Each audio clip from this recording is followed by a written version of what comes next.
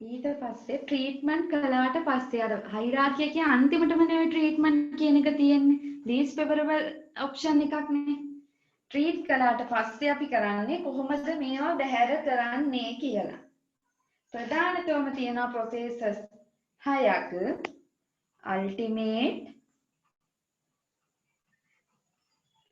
disposal processes.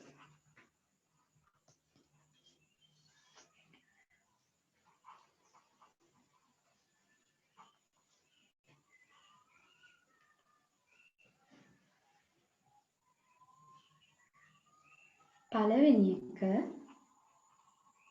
deep well disposal.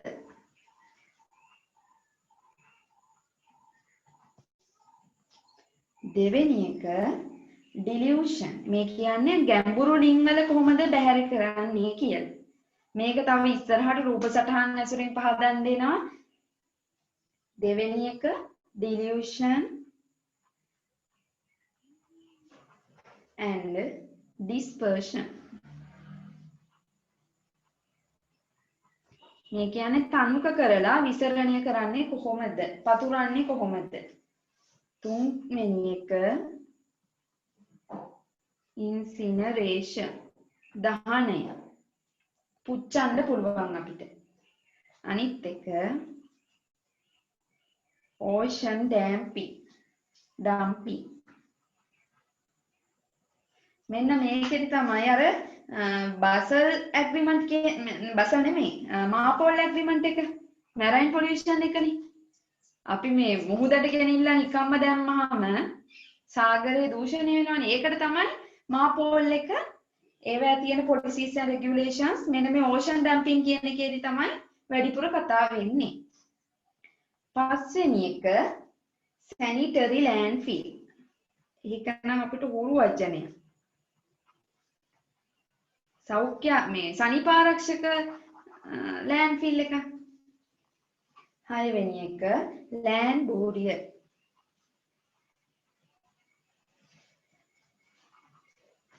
මේවා වලලනවා. බූරියර් කියන්නේ අපි වලවල් කපලා වලලනවා කියන එක. මේ ඩිස්පෝසල් වලදී අපි තර්ඩ් සෙම් එකේදී අර මේ ලෑන්ඩ්ෆිල් ගැන කතා කරනකොට ඕපන් පිට් කියන එක විවෘත වලවල් කියන එක තහනම් කරපු දෙයක් විදිහටනේ කියන්නේ. ඒකත් මේකට hazardous waste disposal කරනකොටත් අපි ඕපන් පිට් කියන එක ගන්න බෑ. උදාහරණයක් විදිහට ඒක රජයෙන් තහනම් කරපු දෙයක්. නිකම්ම ගෙනහලා නිකම්ම ගොඩ කරනකොට ඒකට ලොකු ලෑන්ඩ් එකක් ඕනි. එහෙම වුණාම වාතෙත් එක්ක ගැටෙන්න තියෙන ඉඩ වැඩි. එහෙම වුණාම අර මේ ටොක්සිසිටි එක මේ විෂ සහිත බව පැතිරෙනවා වැඩි. යන්නේ හින්දා ඒක තහනම් කරලා තියෙන්නේ.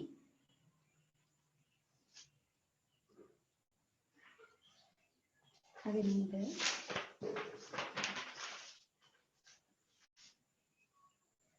ඊට පස්සේ deep well disposal වලදී advantages disadvantages කතා කරනවා. deep underground wells ගැඹුරු වේවැදී advantages disadvantages. advantages එකක් විදියට ඒගොල්ලෝ කියනවා මේක safe method එකක්ලු. ඇයි අපි එහෙම කියන්නේ? නිකම්ම පොළොවේ නිකම්ම ගෙනල්ලා අපිට මේ ඇහැට පේන මානේ තිබ්බහම ඒක වාතයත් එක්ක ගැටෙන ඉඩ වැඩි හින්දා ඒකෙන් පැතිරෙන්න තියෙන අවදානම වැඩිනේ. ඒ වුණාට අපි මේක ගැඹුරක ගිහිල්ලා වලලනවා නම් ගැඹුරේ නම් ඩිස්පෝසල් කරන්නේ බැහැර කරන්නේ ඒක ආරක්ෂිත ක්‍රමයක්ලු. තව කියනවා easy to do කරන්න පහසුයිලු. low cost වැඩිපුර වියදමක් යන්නේ නැතිලු. disadvantage එකක් විදිහට කියනවා ලීක් වෙන්න තියෙන ඉඩ අඩුයි තමයි. නමුත් ලීක් වෙන්න පුළුවන්. leaks at surface leakage at surfaces. මතු පිටට leak වෙන්න පුළුවන්.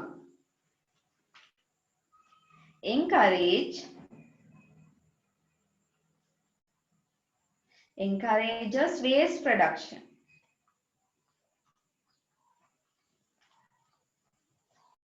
මේ waste එක හැදෙන්න තියෙන ඉඩ ඒගොල්ලෝ අධෛර්යමත් කරනවා. ඒවා අඩු කරනවා. හරි. ඒ විදිහටම මේක දැන් deep ගැඹුරේ වල්ලන එකක්නේ.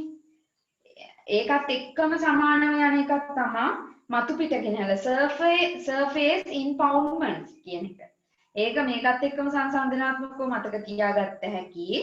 ඒකේ වාසියක් තමයි construction cost එක අඩුයි. surface impoundments. නිකම්ම ගෙනල්ලා මතු පිට open pit නෙමෙයි හැබැයි මතු පිට අරක ගොඩාක් ගැඹුරට ගිහිල්ලානේ කරන්නේ. මේක එහෙම නෙමෙයි මතු පිටදී කරන දේවල් වල advantages disadvantages තියෙනවා. low construction cost. construction ඉදිකිරීම් වියදම අඩුයි. operating cost එක මේක නඩත්තු කරන්න යන වියදම අඩුයි. ඉක්මනට ඉදි කරන්න පුළුවන්. can be quickly built.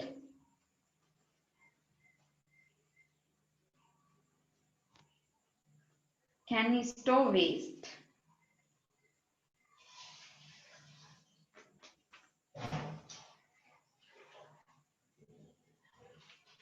disadvantage එකක් විදිහට කියනවා ground water contamination from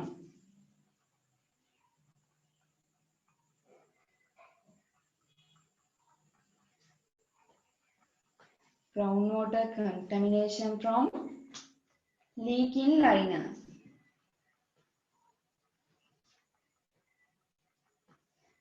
මේ leaking කියන්නේ leachate එක.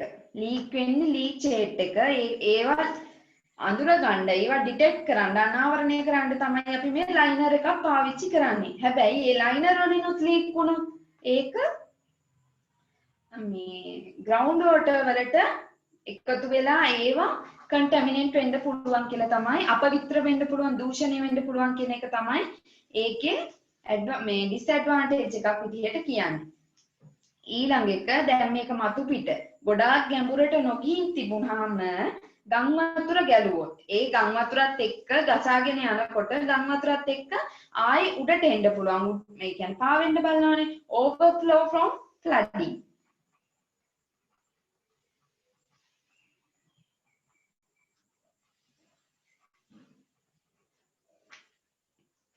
මේකෙදී encourage කරනවා, උනන්දු කරනවා waste production එකකට. මේකෙදී promote waste production.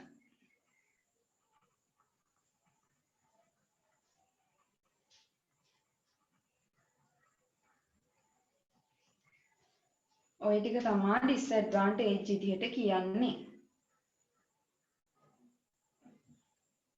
හැම වෙලාවෙදීම මේ අවාසි විදිහට කියනකොට අපි ලියන්න ඕනි මේකෙන් ලීක් වෙන ලීචේට් එක කොහොමද වතුරට එකතු වෙන්න පුළුවන්. එහෙම එකතු වෙන්නේ ගම් වතුරකින්ද? එහෙමත් නැත්නම් ගොඩාක් ගැඹුර තියෙනවා නම් ඇක්විෆයර්. ඉස්සරහට කතා කරනවා ඒවත් ඇක්විෆයර් වලටත් හානි කරන්න පුළුවන් මේ ලීචේට් කියලා. හරි නේද? ඊට පස්සේ මේ hazardous waste landfill එකක් අර කලින් අපිට normal landfill එකක් අඳින්න තිබ්බා වගේම මේකේ diagram එකක් තියෙනවා hazardous waste වලට. මේකත් නිකම්ම තියෙන්නේ අර වගේ වලකම වගේ තමයි තියෙනවා. හැබැයි ඒවට leak detection කරන්න මේ අන්තිම ඩයග්‍රෑම් එකට කලින් මේ ලීචේට් එක කාන්දු වෙනවද නැද්ද බලන්න ලීක් ඩිටෙක්ෂන් සිස්ටම් දාලා තියෙනවා. අපි මෙන්න මේවට කියන්නේ ක්ලේ කැප් එක. අන්තිමටම මේ තියන එකට උඩින් තියන එකට අපි කියනවා ක්ලේ කැප්. හරිනේ. ඊටත් උඩින් එක ක්ලේ කැප් එකකට උඩින් තියෙනවා තව ක්ලේ කැප් එකක්. ඒකට අපි පොඩි විශේෂණ පදයක් දාලා කියනවා අපාරගම්‍ය. අපාරගම්‍ය ක්ලේ කැප් එකක් කියලා. මේක ඒකත් ක්ලේ කැප් එකක්ම තමයි. ඒකට කියනවා impervious clay cap.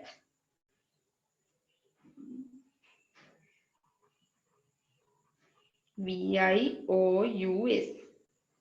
impervious clay cap එකක් කියන්නේ අපාරගම්‍ය මැටි තට්ටුවක් දානවා. අර ලීකේජ් එක මේ යට තියෙන වෝටර් මේ ග්‍රවුන්ඩ් වෝටර් වලට හාමු වෙන එක මිශ්‍ර වෙන එක වළක්වන්න තමයි අපි මේ අන්තිම ලේයර් එකට කලියෙන් මැටි තට්ටුවක් ඊටත් කලියෙන් අපාරගම්‍ය මැටි තට්ටුවක් දාන්නේ. ඊට පස්සේ දැන් මේක ඇතුලේ වේස්ට් තියනවානේ. වේස්ට් දාන්නේ රියැක්ටිව් වේ.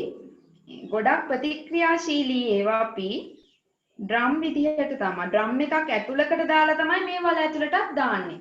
නිකම්ම ගෙනල්ලා දානවා නෙමෙයි ඩ්‍රම් එකක් ඇතුලට දාලා තමයි රියැක්ටිව් වේස්ට් දාන්නේ. මේවා reactive waste in drums ඇතුළට දාලා තමයි මේව කරන්නේ. ඒත් එක්කම තව තියෙනවා අපි මේ ටික හඳුන්වන්නේ bulk waste. කුණු කසල තොග.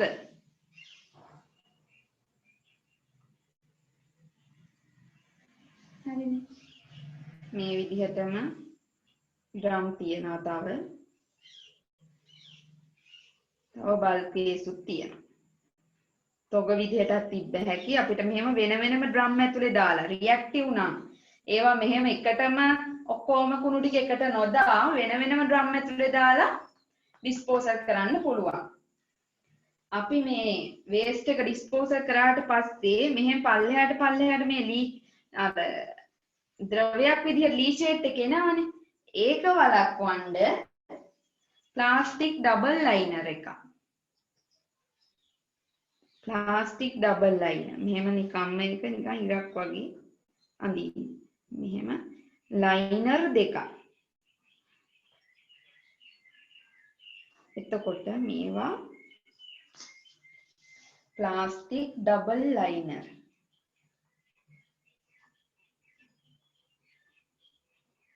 Plastic double liner.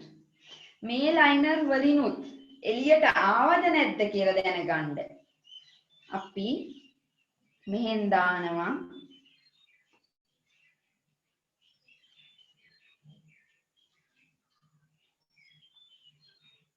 මේක එළියට අරන් බැලුවා හැකි. එතකොට මේ ලෙවල් එකට අනුව වෙන ඊට මේ දෙවෙනි ප්ලාස්ටික් ලයිනර් එකට යටිනුත් ආයි අපි එකක් දානවා. මේ දෙකට කියන්නේ ලීක් ඩිටෙක්ෂන් සිස්ටම් එකක් කියලා. අර ලීචේට් එක කාන්දු වෙනවද නැද්ද දැනගන්න තමයි මේ ප්ලාස්ටික් ලයිනර් එකටත් පස්සේ මේ හැම වෙලේම ප්ලාස්ටික් එකට පස්සේ තමයි මේ ඩිටෙක්ෂන් එක දාන්නේ. එහෙම වුණාද නැද්ද කියලා දැනගන්න තමයි හැම වෙලේම මේ ලීක් ඩිටෙක්ෂන් එක දාන්නේ. Leak detection. මේවා දෙකක් තියෙනවානේ. මෙතනක් තියෙනවානේ. සිස්ටම්. මේක ඩබල් සිස්ටම් එකක් කියලා කියන්නේ. දැන් මේක ඇතුලේ වැඩ ටික ඉවරයි. දැන් අපි බලන්න ඕනි මේක කොහොමද වහන්නේ? වහනකොටත් නිකම්ම මතු පිට පොළව තියෙනවනේ මෙහෙම. මතු පිට පිහිටි පොළවෙන් එක ලේයර් එකක් වහනවා. මේ මතු පිට ලේයර් එක මෙහෙම තියනකොට ඊට යටින් පිහිටි පොළවෙන් වහන්න කලියෙන් මේක sand වැලි layer එකකින් වහනවා. ඊට පස්සේ තමයි earth එක තියෙන්නේ. මේ දෙවෙනියට තමයි මතු පිට පොළව තියෙන්නේ. ආයෙත් අපි මතු පිට පොළවට උඩිනුත් ආයෙත් දානවා top soil එක. යටම තියෙන්නේ වැලි ආයෙත් ඊට පස්සේ ආයෙ දානවා top soil එක. ගස්තට්ටුව. දැන් යටිනුත් අපි මේක වලක්කලා තියෙන යන්න තියෙන ඉඩ උඩිනුත් වහලයි තියෙන්නේ. හැබැයි මේක ඇතුලේ රියැක්ට් දැන් මේව ඩ්‍රම් ඇතුලට දාලා තිබ්බත් මේ පස ඇතුලේ තියෙන වායුන් අපි එළියට ගන්නත් එපා. ඒකට ගෑස් වෙන්ට් එකක් දානවා. ඒකට කියන්නේ ගෑස් වෙන්ට්. මේක ඇතුලේ තියෙන ගෑස් ටික එළියට යනවා. මේ ඔක්කොමත් කළා කියමුකෝ. ප්ලාස්ටික් ලයින් වලුත් දාලා තියෙන්නේ. අපි මේක ලීක් වුණාද නැද්ද දැනගන්න ලීක් ඩිටෙක්ෂන් සිස්ටම් උත් දාලා තියෙන්නේ. එහෙමත් තියෙද්දි චුට්ට හරි මේ මැටි කැප් වලිනුත් එළියට ඇවිල්ලා මේ තියෙන ග්‍රවුන්ඩ් වෝටර් වලට කලවම් වුණාද චුට්ටක් හරි කලවම් වුණාද කියලා දැනගන්න අපි ඊළඟට දානවා මේ ග්‍රවුන්ඩ් වෝටර් ලෙවල් එකටම ඒවට අපි කියනවා මොනිටරින් වෙල්.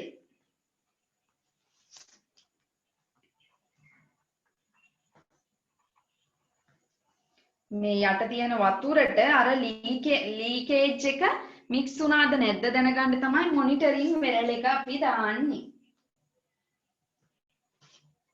මේ ග්‍රවුන්ඩ් වෝටර් එක මෙතනින් කියන්නේ වෝටර් ටේබල්. මේ මට්ටමින් යට තමයි ග්‍රවුන්ඩ් වෝටර් තියෙන්නේ කියලා. හරි නේද ඒක? මේකේ නොතේරෙන ගැටලු තැනක් තියෙනවද? අපහැදිලිද මේ රූප නම් අපහැදිලි ඇති කොහොමද?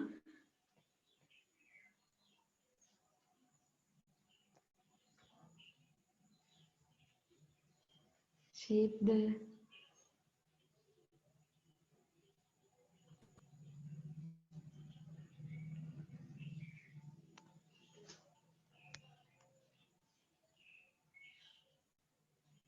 හරිද මේක? හඳගත්තද?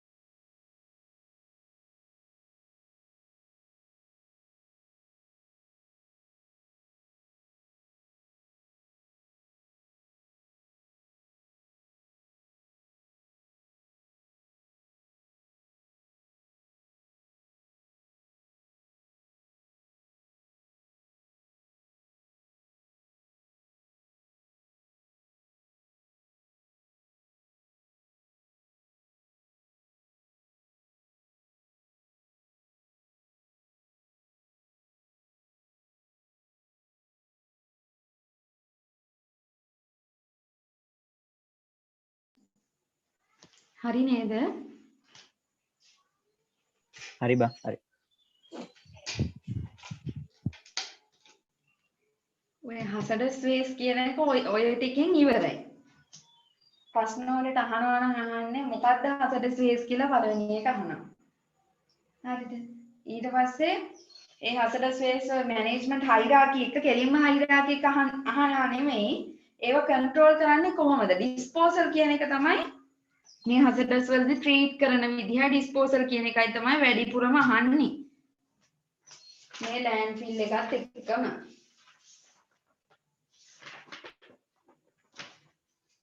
හරිනේ. ඊළඟ කොටස air pollution control.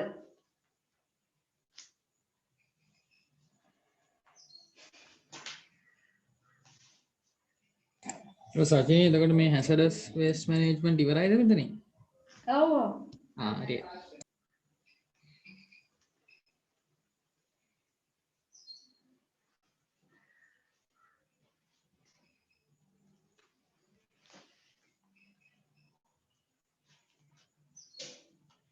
අනිත් එක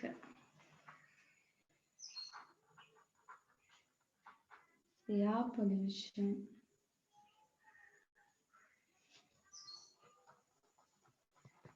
control ගැන තමයි ඊළඟට කතා කරන්නේ. ඒකෙදි ගොඩාක්ම තියෙන්නේ තියරි කරුණු.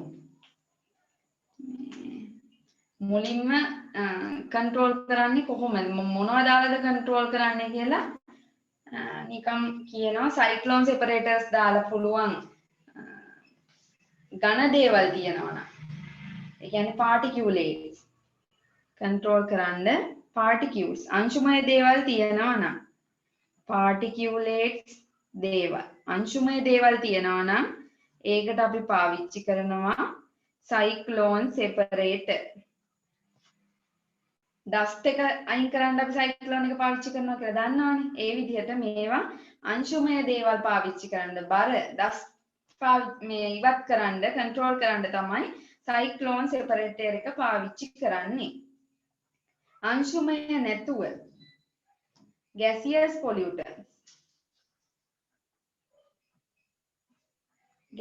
pollutants වළක්වන්න ස්ක්‍රබර් පාවිච්චි කරනවා.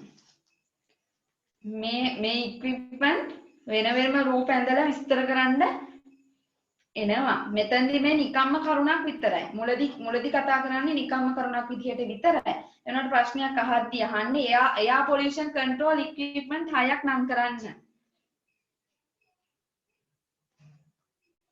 ඒවා මේ ඩයග්‍රෑම් එකම අඳින්න මතක තියාගන්න ඕනි. ප්‍රශ්න වලදී නම් අහලා තියෙන්නේ. ඊට පස්සේ air pollution කියන්නේ වායු දූෂණය නතර කරන්න නම් අපි ඒ වෙනුවට කරන්න පුළුවන් දේවල් මොනවාද? renewable energy ඒ කියන්නේ විකල්ප බල ශක්ති පාවිච්චි කරන්න පුළුවන් කියනවා. use nuclear power මේ pollution control කරන්න මේ equipment පාවිච්චි කරනවා. ප්‍රධානතම අංශුමය දේවල් වලට cyclone separator එක, gaseous ඒවට scrubbers. දෙවෙනි එක දැන් මේක පළවෙනි කරුණනේ. equipment පාවිච්චි කරලා control කරන්නත් පුළුවන්. දෙවෙනි එක අපිට ඒවා පිට වෙන, ඒ කියන්නේ දූෂිත වායුන් emit වෙන, emission වෙන sources reduction කරන්න පුළුවන්. source reduction. ඒකෙදි point දෙකක් කතා කරන්න පුළුවන්. material substitution. material ආදේශ කරනවා.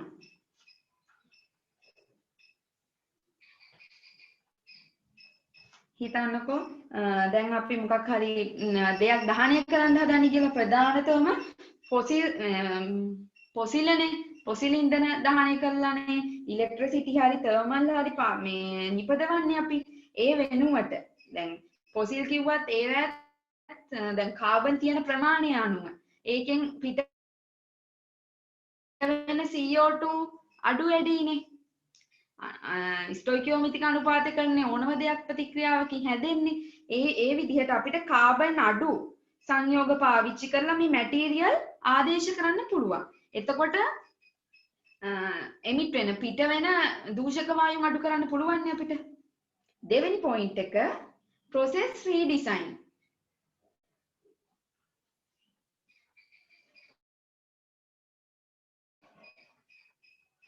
ෆැක්ටරි එකකින් හරි අපි මොකක් හරි හදන ඉන්ඩස්ට්‍රි එකක process එකකින් එළියට යන විදිහ අපිට මේ වගේ ඉක්විප්මන්ට් දාලා ආයෙත් ඕනනම් රීඩිසයින් කළ හැකියි. අර එළියට යන දූෂක වායු අල්ලලා ඒවා සෙපරේට් කරලා පිරිසිදු වාතය විතරක් එන්වයරන්මන්ට් එකට රිලීස් කරන්න පුළුවන්. ඒකෙදි ප්‍රධානතවම ස්ට්‍රීම් දෙකක් ගැන කතා කරනවා. process redesign වලදී එකක් තමා upstream. මේ වචනේ පාවිච්චි වෙන්නේ upstream එකක් කියන්නේ main process එකට කලින් තියෙන process එකට තමයි අපි upstream කියන්නේ. process before main process. ඒකෙම අනිත් පැත්ත තමයි downstream. process before process after.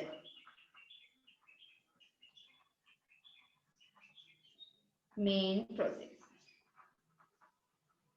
එතකොට අපි විසඳුම් හොයනකොට දූෂක වායුන් පිට වෙන්නේ මේ process එක සිද්ධ වෙන්නත් කලින්ද? ඒ කියන්නේ upstream එකේදීද? එහෙමත් නැත්නම් process එක වුණාට පස්සේ downstream එකෙන්ද මේ දූෂක වායුන් පිට වෙන්නේ කියලා හඳුනගෙන ඒවට විකල්ප විදිහට රීඩිසයින් අලුතෙන් ඩිසයින් කරන්න පුළුවන් මේ වගේ ඉක්විප්මන්ට් පාවිච්චි කරලා. මේ එක එක ඉක්විප්මන්ට් එක එක ඒවට පාවිච්චි වෙන්නේ. ඒවයි තියෙන එෆිසියන්සි එක එක විදිහයි.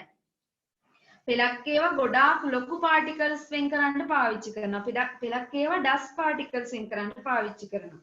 ඒ හින්දා අපිට ඒ process එකෙන් පිට වෙන වායු මොන විදිහද ඒ ඩස්ට් මොන විදිහද කියලා දැනගෙන තමයි රීඩිසයින් කරන්න වෙන්නේ. ඒ හින්දා වෙන වෙනම ස්ට්‍රීම් දෙක හඳුනගෙන කොයි ස්ට්‍රීම් එකෙන්ද මේ වායුන් එළියට යන්නේ කියලා දැනගෙන ඉවරලා තමයි රීඩිසයින් කරන්න යන්නේ. තුන්වෙනි එක use renewable energy. Renewable energy instead of වෙනුවට instead of hydrocarbons. මේ හයිඩ්‍රෝකාබන් දහනය කරලා මම කලින් වගේ ෆොසිල දහනය කරලා ෆොසිල් ඉන්ධන දහනය කරලා අපි ඉලෙක්ට්‍රිසිටි තර්මල් පම්ප් කරනවා වගේ නේ තමයි හයිඩ්‍රෝකාබන් වලනේ අපි කාබන් අණු කොච්චරක් තියනවද කියන එක මෙව කරන්නේ. මේ හයිඩ්‍රෝකාබන් දහනය වෙනුවට හරි දහනයෙන් හරි මේ හයිඩ්‍රෝකාබන් පාවිච්චි වෙන process එකක් වෙනුවට අපිට මේ විකල්ප ශක්තිය renewable energy පුනර්ජනනීය බල ශක්තියක් පාවිච්චි කරන්න පුළුවන්. මේක නැවත නැවත පාවිච්චි කරන්න පුළුවන් වීම ඒක එක්තරා වාසියක්. මේ හයිඩ්‍රෝකාබන් පාවිච්චි කරා නම් ඒක පාවිච්චි කළා එතනින් ඉවරනේ. එහෙම නැතුව මේ renewable energy පාවිච්චි කරන එකේ අපිට වාසියක් තියෙන්නේ ආයි පාවිච්චි කරන්න පුළුවන් වෙන එක. මේකෙදි renewable energy sources මොනවද කියලා අපි දැනගෙන ඉන්න ඕන. renewable energy sources. Solar, සූර්ය ශක්තිය. Biomass, ocean wave, මුහුදු තරංග. වඩදිය බාදිය ඔය ඔක්කොම ocean wave වලට තමයි ගන්න. hydro power, ජල තරංග වල. සුළං, wind, tidal. මේ ocean එකේදීම තමයි tidal වඩදිය බාදිය කියලාත් ගන්නෙ. geothermal, භූතාප. geothermal.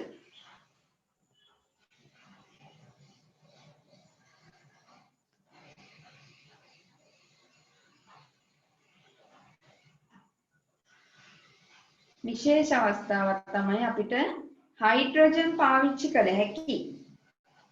මේක අර CHO හැම එකම තියෙන එකක් නෙවෙයි. හයිඩ්‍රෝකාබන් කියලා අපි ගණන් ගන්නෙ.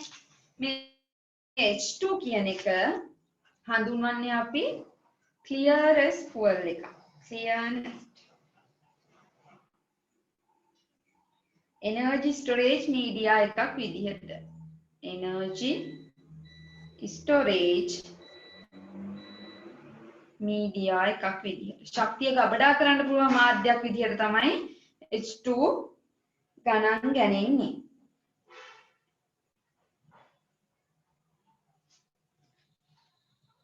renewable energy කියන ඒවා are not exhaust completely. ඒ කියන්නේ සම්පූර්ණයෙන්ම පිට වෙන්නේ නැහැ කියන එක. renewable මේ ටික හරිද? හරි බා හරි. ඊට පස්සේ renewable energy කොටස් දෙකකට බෙදෙනවා. දැනට පාවිච්චි වෙන ඒවයි ඉස්සරහදී පාවිච්චි කරන්න තියන ඒවයි කියලා. renewable energy ම තමා මේ renewable energy ම තමා මෙව කරන්නේ already being දැනටමත් තියන ඒවා. already being yet to be harnessed ඉස්සරහදී සන්නද්ධ වෙයි කියලා හිතන දේවල්. ඒකෙදි දැනටත් අපි දන්නවා ජල විදුලි බලාගාරවලදී හයිඩ්‍රෝ පවර් පාවිච්චි කරනවා. ඒකට අපි කියන්නේ small hydro. ඒක කොටස් තුනක් තියෙනවා. පළවෙනි එක large, දෙවෙනි එක mini, තුන්වෙනි එක micro. මේ large කියන ඒවා ඉන්ඩස්ට්‍රි එකේදී අපි ගණන් ගන්නේ මෙගාවොට් 10කට වඩා බල ශක්තියක් ප්‍රොඩියුස් කරන ඒ. mini කියන ඒවා 310 මෙගාවොට්. මේක 300ටත් අඩුයි. මේ අගයන් නම් මතක තියාගන්න ඕන නැහැ. මේවා එක එක ඒවා එක එක විදිහයි. සාමාන්‍යයෙන් මේ වැඩි එකේ ඉඳලා අඩු වෙන පිළිවෙලට පවර් ස්ටේෂන්ස් තියෙන්නේ large, mini, micro. එහෙම මතක තියාගත්තාම ඇති. ඊට පස්සේ දැනටත් අපි දන්නවා සුළං විදුලි බලාගාර තියෙනවා. පුත්තල මෙහෙම දැන් ආයු අලුතෙන් හදුවා හදන්න තියෙනවා එහෙම. wind වලින් wind පාවිච්චි කරනවා අපි ඉලෙක්ට්‍රිසිටි වලට ventilation වාතාශ්‍ර කරන්න. විදුලිය නිපදවන්න වගේම වාතාශ්‍ර කරන්න. මේවා පාවිච්චි කරනවා ඉලෙක්ට්‍රිසිටි නිපදවන්න. හයිඩ්‍රොත් එහෙම තමයි මේවා ප්‍රධානතම ventilation කරන්නේ. ventilation වලට තමයි පාවිච්චි වෙන්නේ. සූර්ය බල ශක්තිය solar power එක. ඒවා පාවිච්චි වෙනවා thermal තාප ඉලෙක්ට්‍රිසිටි නිපදවන්න lighting වලට.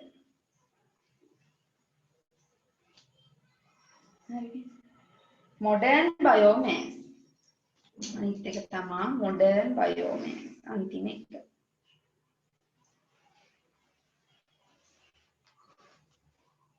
ඉදිරියේදී තියෙයි කියලා අපිට බලාපොරොත්තු තියාගෙන ඉන්න ඒවා තමයි තවත් biofuels පාවිච්චි වෙන්න පුළුවන්. geothermal භූතාප පාවිච්චි වෙයි. ocean thermal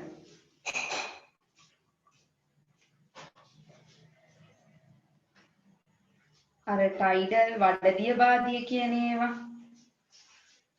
ඕෂන් වේව් කියන ඒවා මුහුදු තරංග කියන ඒවා ඉදිරියේදී සන්නද්ධ වෙයි කියලා හිතන මූලික renewable energy sources. හරිනේ. ඉස්සරහට කතා කරන්නේ පුනර්ජනනීය බල ශක්තිවල බයෝමෑස් ගැන. බයෝමෑස්. ජීව ස්කන්ධ. ඒකත් කොටස් දෙකකට බෙදෙනවා.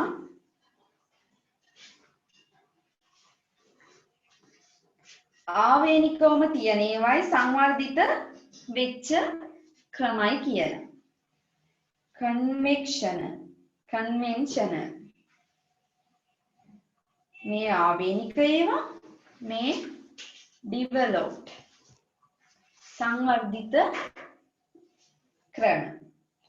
කන්වෙන්ෂනල් ඒවාදී පාවිච්චි වෙනවා දර, චාකෝල් අඟුරු, රයිස් හස්ක්, වී පොතු, sawdust, කියත් කුඩු, බැගෑස්. ඩිවෙලොප් වෙච්ච dendro power. මේ බයෝමෑස් ගැන අහද්දි නම් කන්වෙන්ෂනල් ඒවා ප්‍රධානතම කරලා අහන්නේ මේ dendro power කියන එක නම් විශේෂිතව පාවිච්චි වෙනවා. ඒක direct combustion. ඒ කියන්නේ ඍජු දහනයක් විදිහට තමයි dendro power කියන එක හඳුන්වන්නේ. ඒකට පාවිච්චි කරන්නේ solids. මේක direct combustion. Direct combustion.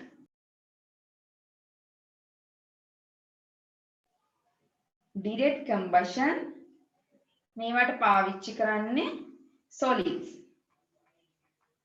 dendro power වලට ප්‍රධානතම පාවිච්චි කරන solid එකක් තමයි ඝන ද්‍රව්‍යයක් ලාඩප්පා. ග්ලිරිසීඩියා. හරිනේ. දෙවෙනි සංවර්ධිත ක්‍රමය තමයි බයෝගෑස්. මේ dendro power කියන ඒවාට solid පාවිච්චි වෙන්නේ බයෝගෑස් කියන ඒවාට ගෑස් පාවිච්චි වෙන්නේ. තුන්වෙනි එක pyrolysis. තාප විච්ඡේදනය. gasification. මේ ෆොසිල් දහනය කරලා CH4 සින්ගෑස් හදනවා කියන එක තමයි gasification කියන්නේ. liquid biofuels. මෙන්න මේක නම් වැදගත්ම development ක්‍රමයක්. liquid biofuel. liquid biofuel. මේක ප්‍රශ්න වලට විස්තර කරන්න අහන එක. මේවට උදාහරණ තමයි biodiesel, methanol, ethanol, vegetable oil,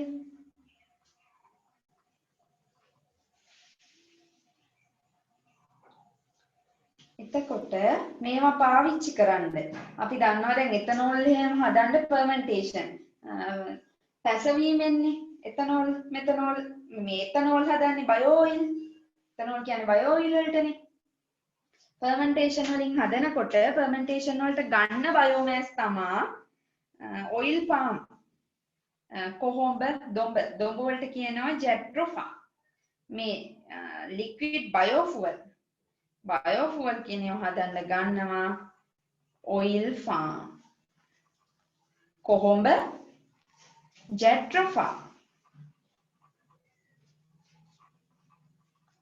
මේ කියන්නේ වැටෙඬු දොඹ මේ කියන්නේ දොඹ හරිද තව අපි දන්නවා සීනි හදන්න එහෙම උක් බීට්‍රූට් වලින් බඩ ඉරිඟු ඒවෙන් එහෙමත් පැසවීමෙන් එතනෝල් දැන් විනාකිරි හදනකොට අන්න ඒ වගේ පැසවීමෙන් බයෝමෑස් සංවර්ධිත ක්‍රම විදිහට පාවිච්චි කරනවා කියලා. අන්තිම එක තමයි සංවර්ධිත අවස්ථාව RDF. හරිනේ. RDF කියන එකෙන් හඳුන්වන්නේ refuse derived fuel. හරි. මේ කැලිගස් වලින් ඉලෙක්ට්‍රිසිටි හරි තර්මල් හරි ප්‍රොඩියුස් කරන ක්‍රමයකට තමයි RDF කියන්නේ. ප්‍රශ්නකදී මේ ලික්විඩ් බයෝෆුවල් ගැන අහද්දී අහලා තියෙන්නේ ලික්විඩ් බයෝෆුවල් එක ට්‍රාන්ස්පෝර්ටේෂන් වලට කොහොමද වැදගත් වෙන්නේ කියලා. ට්‍රාන්ස්පෝර්ටේෂන් කියුවම ගමනාගමන ওই ප්‍රවාහනයන් වලට අපි දන්නවා පෙට්‍රල්, ඩීසල් ඒ වගේ දේවල් ගමනාගමනයේදී කොහොමද වැදගත් වෙන්නේ කියන එක මේ බයෝමාස් වලින් තමයි පැහැදිලි කරන්න ඕනේ. ඒවා බයෝමාස් කියන්නේ රිනියුබල් එනර්ජි එකක්. ඒවැනුත් ඩෙවලොප්ඩ් ක්‍රමයක් තමයි මේ එතනෝල්, මෙතනෝල් වගේ දේවල් ලික්විඩ් බයෝෆුවල් විදිහට පාවිච්චි වෙන. එහෙම තමයි ඒක විස්තර කරන්න ඕනේ. හරිද මේ ටික? හරි බං.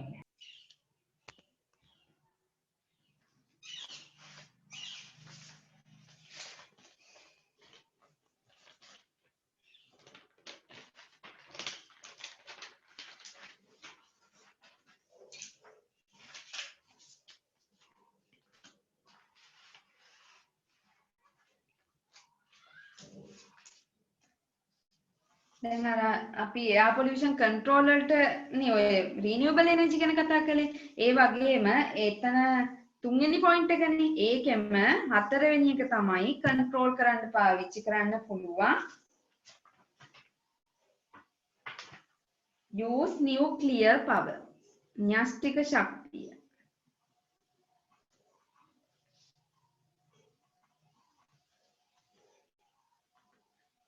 පස්වෙනි එක use energy sources.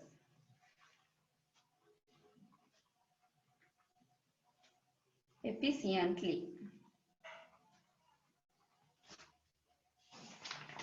Use energy sources efficiently කියන එක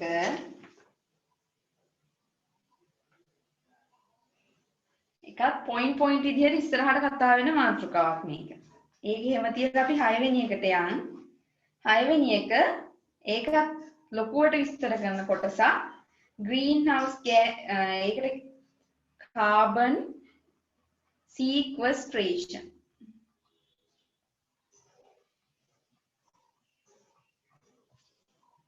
මේ කොටස් දෙකම අර renewable energy ගැන කතා කළා වගේම energy sources කාර්යක්ෂමව පාවිච්චි කරන්නේ කොහොමද? carbon sequestration කියන එක හඳුන්වන්න ඒවා ඒකට පාවිච්චි වෙන උපකරණ මොනවද? ඒ වගේ ඩයග්‍රෑම් අඳින්න. ඒ ඔක්කොම මෙන්න මේ 5යි කියන එක ඉස්සරහට ගොඩක් විස්තරාත්මකව කතා වෙන මාතෘකා දෙකක්. මෙතනදීම අපි ලියාගෙන යන් carbon sequestration එකක් කියන්නේ හඳුන්වනකොට හඳුන්වන්න ඕනි greenhouse gases capture ඒවා අල්ල ගන්නවා and storage or reuse නැවත පාවිච්චි කිරීම. carbon sequestration එක කියන්නේ හරිතාගාර වායු කැප්චර් කරලා ඒවා ගබඩා කරලා තියලා නැවත පාවිච්චි කිරීමට ගන්න එකට තමයි carbon sequestration කියන්නේ.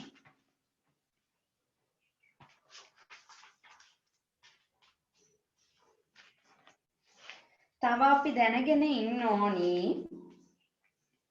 අපි renewable energy ගැන කතා කරපු එකේම තවත් දැනගෙන ඉන්න ඕනි කරුණු හතරක් තමයි wind energy එක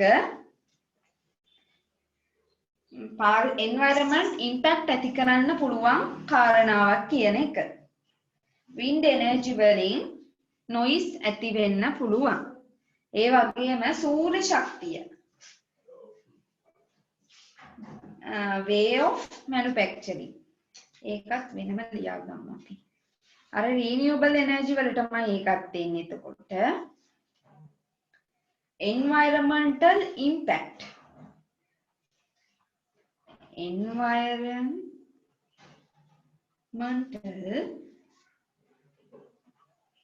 impact of renewable energy technologies.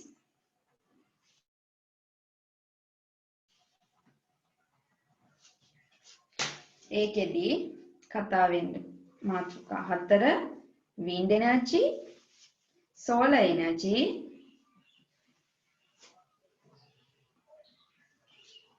biomass,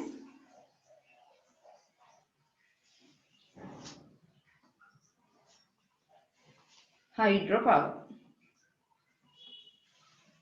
මෙන්න මේ හතර ප්‍රධානතම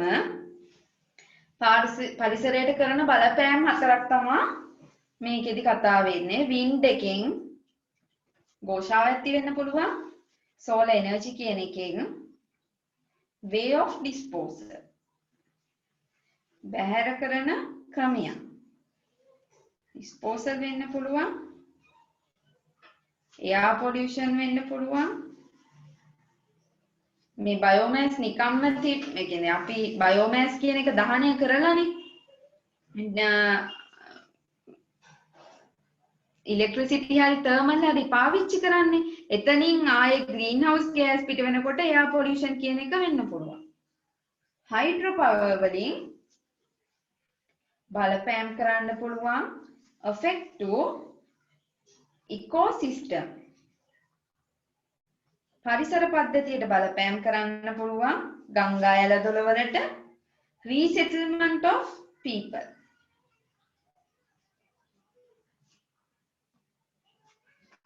මිනිස්සු නැවත පදිංචි කරන්න වගේ.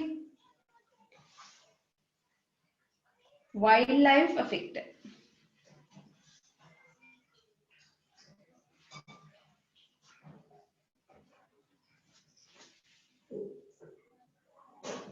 වන ජීවිතයටත් බලපෑම් කරන්න පුළුවන් මේ හයිඩ්‍රෝ පවර් කියන එකේදී. මේවා දැනගෙන ඉන්න ඕනියා විතරයි. ඔක්කොවට අහන්නේ නැහැ. හරි නේද? ඊට පස්සේ අපි ප්‍රධානතම තිබුණු use energy sources efficiency කියන එක කතා කරමු. use energy sources efficiently. කාර්යක්ෂම කොහොමද ශක්ති ප්‍රභව පාවිච්චි කරන්නේ? මේකෙදි ප්‍රධානතම energy efficient applications පාවිච්චි කරන දේවල් දැන් අපි දන්නවනේ පොදුවේ සූත්‍රිකා බල්බ වලට වඩා CFL LED හොඳයි කියලා. ඒක තමයි පළවෙනිම කාරණාව විදිහට තියෙන්නේ. incandescent bulb. මේ කියන්නේ සූත්‍රිකා බල්බ ඒවා හොඳ නැහැ. LED CFL මේ සූත්‍රිකා බල්බකට වඩා හොඳයි. ඒ පොයින්ට් එක අපි කියන්නේ use energy efficient.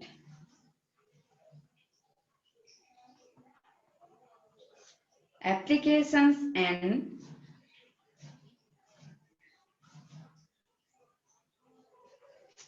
lighting. මේක තමයි පළවෙනි එක. දෙවෙනි එකේදී කියනවා අපි සාමාන්‍යයෙන් ඉස්සර traditional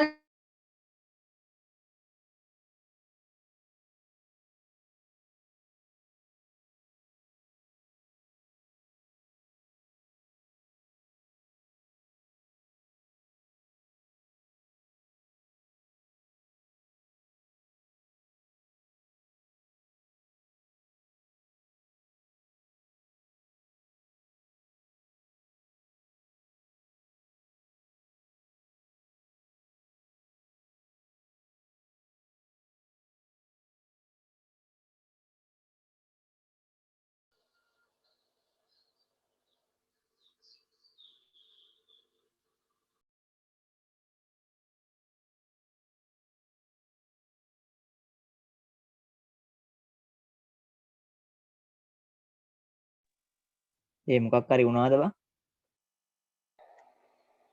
මට එන ඒ සමිත ඔය රෙකෝඩින් එක ඔෆ් කරනවද? මේ මට කෝල් එකක් ආවනේ. sorry. මං හිතුවේ මගේ මොකක් හරි අවුලක් කියලා. මාත් හිතේ මගේ අවුලක් කියලා. මං කටවාරිටි එක